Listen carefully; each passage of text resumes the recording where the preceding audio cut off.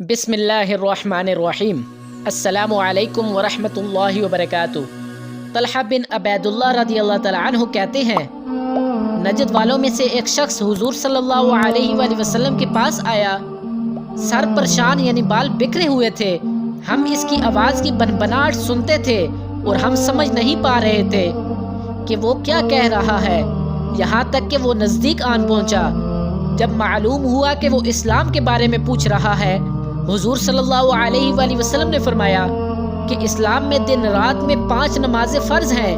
اس نے کہا، بس اس کے سوا تو اور کوئی نماز مجھ پر نہیں؟ آپ نے فرمایا، نہیں، مگر تو نفل پڑھے تو اور بات ہے۔ حضور صلی اللہ علیہ وآلہ وسلم نے فرمایا، اور رمضان کے روزے رکھنا؟ اس نے کہا، اور تو کوئی روزہ مجھ پر نہیں ہے۔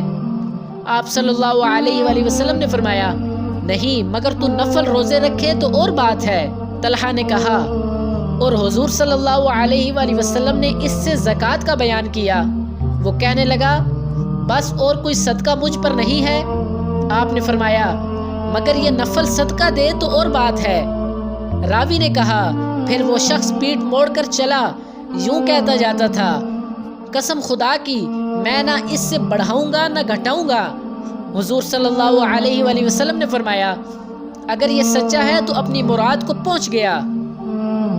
حضرت ابو ہریرہ رضی اللہ تعالیٰ عنہ نے روایت کیا کہ حضور صلی اللہ علیہ وآلہ وسلم نے فرمایا، جو کوئی ایمان رکھ کر اور ثواب کی نیت سے کسی مسلمان کے جنازے کے ساتھ جائے اور نماز اور دفن سے فراغت ہونے تک اس کے ساتھ رہے تو وہ 2 قرات ثواب لے کر لوٹے گا جیسے احد کا پہاڑ، اور جو شخص جنازے پر نماز پڑھ کر دفن سے پہلے لوٹ جائے تو وہ 1 قرات ثواب لے کر لوٹے گا۔